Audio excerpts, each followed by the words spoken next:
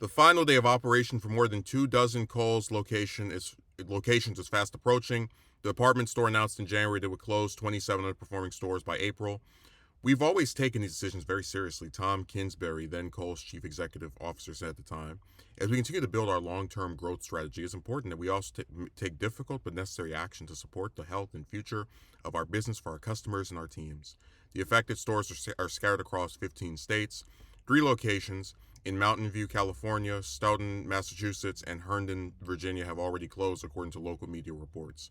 Saturday, March 29th, marks the final day of business for the other 24 Kohl's stores, according to banners on their web pages.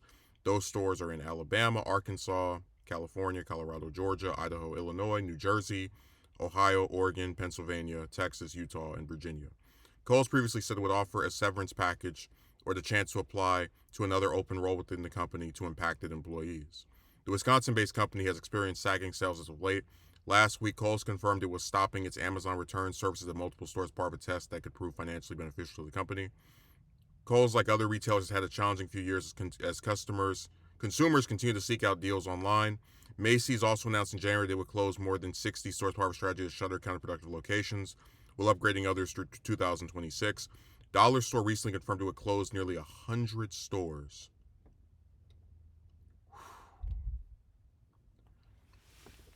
It's the beginning of a new period.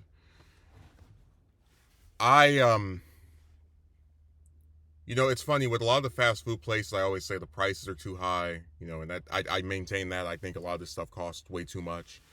But with these clothing stores, there is a part of me that feels a little bit of sympathy, because the reality is we have become so accustomed, and I'm guilty of it as well, to basically phasing out traveling to look for outfits. Like if I want to get a black shirt, I just type it on Amazon. I don't go and go to Macy's or Kohl's or any of these other places and just start browsing through the aisles to see what they might have. And that's something that people in past generations certainly were able to do, and actually probably on a lot of occasions discover something they like. That's something I did uh I'd say over a decade ago. It's really not their fault that the stuff online, and especially Amazon, have become so just monolithic in terms of what,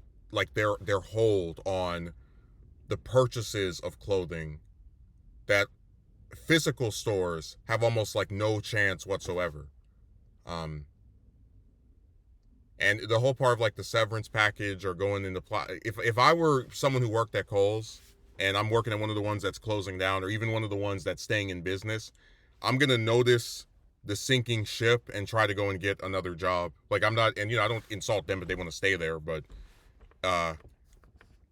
20 something stores shutting down across America, in about close to, what is it, a third or a fourth of the states, 15, right? Over a dozen states. Is pretty telling that there is a national consensus of just people not going to these as often as they used to.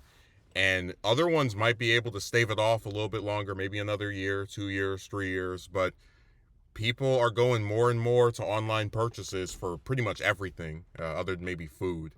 And we're just going to get to a point where you're not going to see anyone heading into these stores, or if you do, it's going to be 2 people a day, 3 people a day, which is unfortunate because, like I said, it impacts workers. It's not their fault. In many cases, I think it's not even really, I feel like these stores are kind of reminding me of the newspaper, where the newspaper starts to like really just trail in terms of its ability to be a thing people care about, or even are like looking at anymore, because you can just go online, type in news, and then you get news for the day or for the week or whatever. But where it's like, it's not the fault of the product that things have become so technologically advanced that the same purpose can be achieved without leaving your home. Why go to, again, any of these clothing stores if you can go on Amazon? Like, why go in a clothing store and search around for whatever you think might be there or hope is there? And sometimes they might not even have it in your size. That's even bigger slap in the face. when you can go on Amazon, type in what you're looking for, and presumably get the same item or even something that they might not have at that store, particular one that is next to you. It's a matter of times getting so advanced that it's phasing out different businesses, which in another era might have been successful, or at least were successful prior to just the ever growing influence of these online retailers.